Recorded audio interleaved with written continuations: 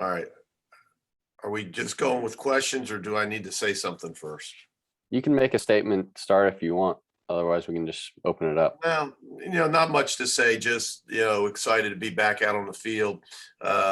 We've been out now, for those that don't know, a couple weeks to 2 weekends, to be exact, of inter squads and finishing up our second week of practice.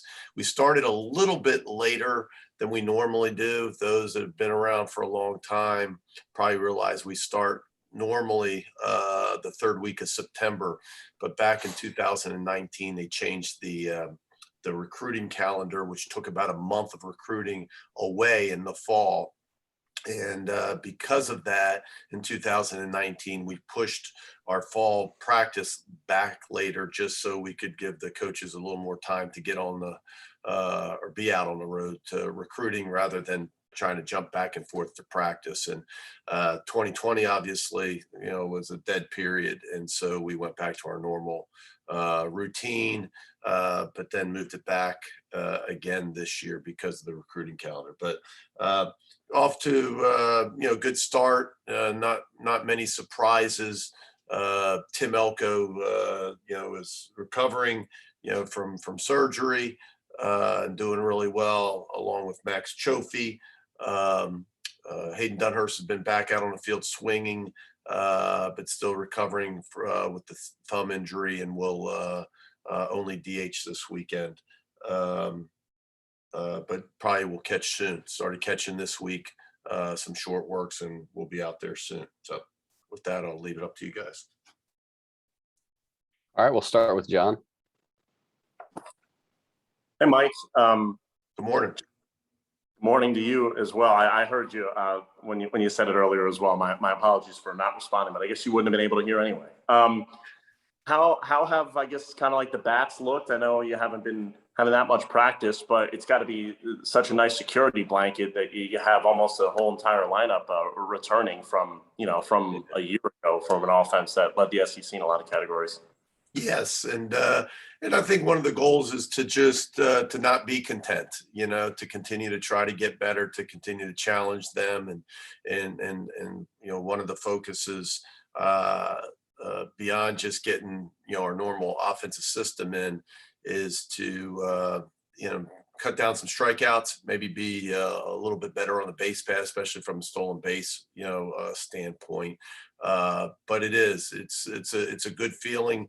It's a good feeling when you return just the middle of the lineup or some key parts, but when you return as many people as we do, obviously it's a good feeling, and not just offensively but defensively as well. As you start to go through things and team stuff in the fall, and you got Jacob back, and then you got Chatagnier back, and Bench back, and McCants, and you look around the infield and you got Dunhurst and LaPasser and Harris, three catchers that were here. When you're doing different team defenses, bunt defenses, first, third defense, makes it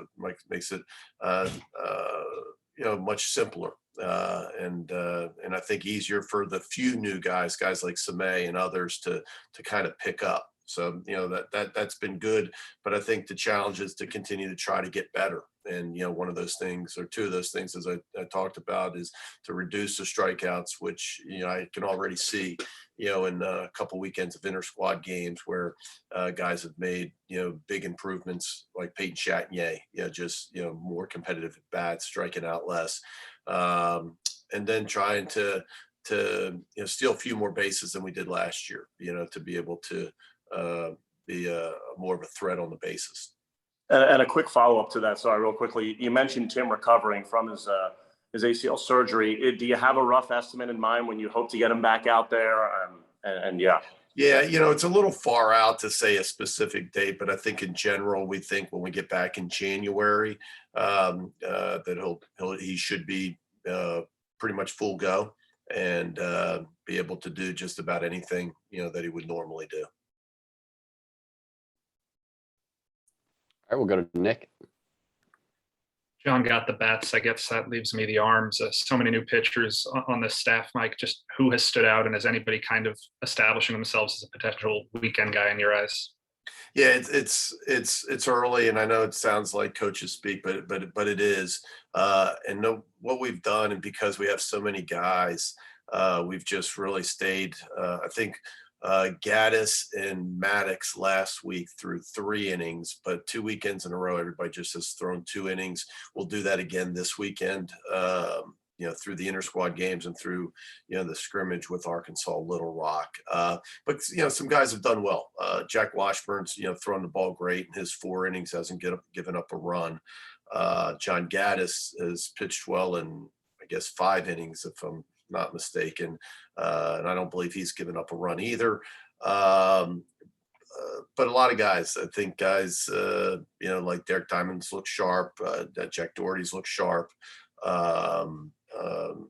Some other new guys that I think have pitched well and certainly will compete for some type of role on this staff. Hunter Elliott, true freshman from Tupelo. Riley Maddox, true freshman from Jackson Prep.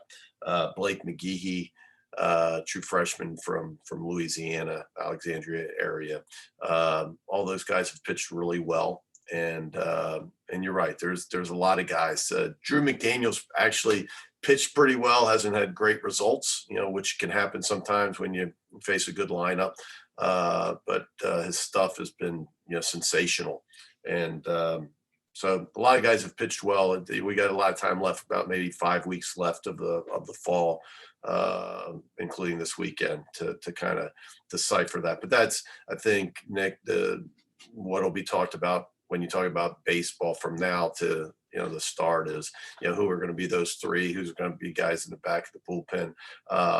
Also, Brandon Johnson, I forgot to mention, has pitched really well and really good stuff. So there's enough guys out there. We just got to narrow it down to see who are going to be those guys.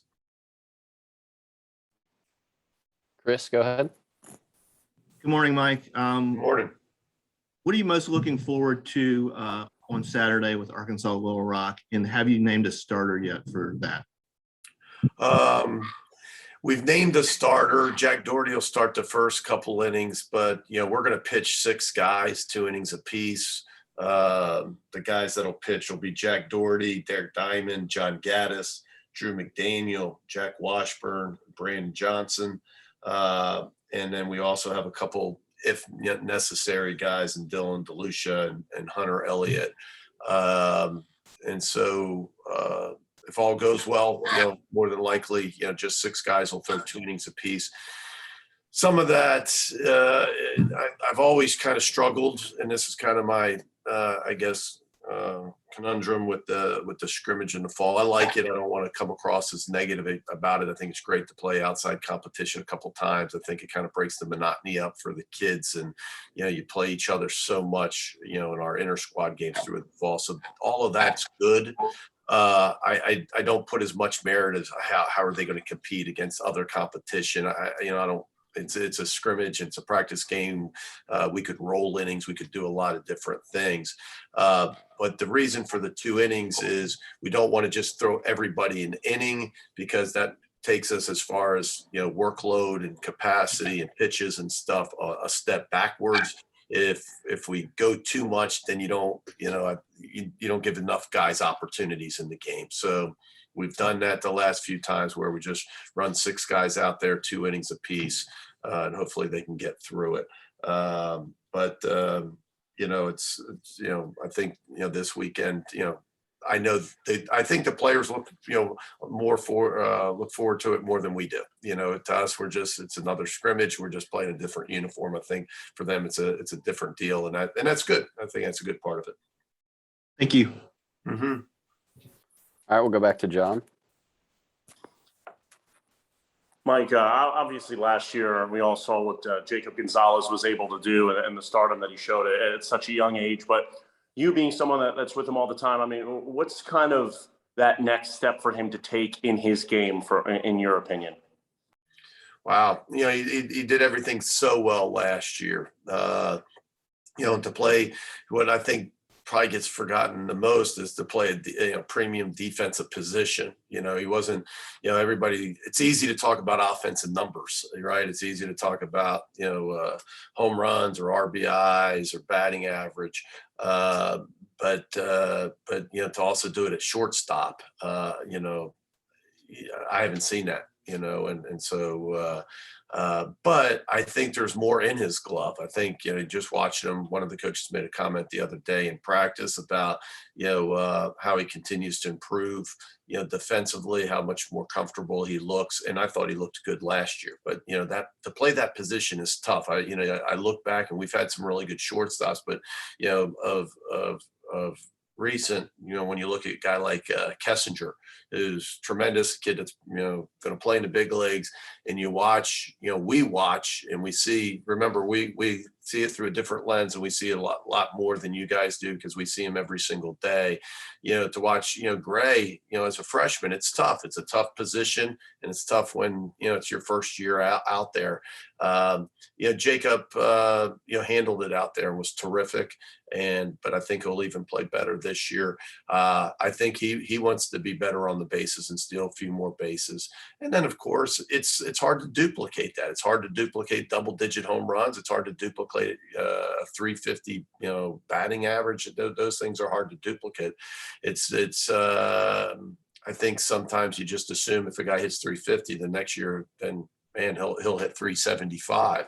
That just doesn't happen in our game. And, so it can, but it's not just, I don't think we should just assume that, if he could put those numbers up again, we'd probably be pretty happy. All right, we'll go back to Nick. Like we talked a lot last year about the expanded rosters because of COVID, kind of heading into year 2 with another jumbo roster. Have you learned any tricks about managing so many extra players, or how are you kind of handling it? I don't know about tricks. I think I learned some things not to do. Might be a better way of putting it, Nick. And one of the things I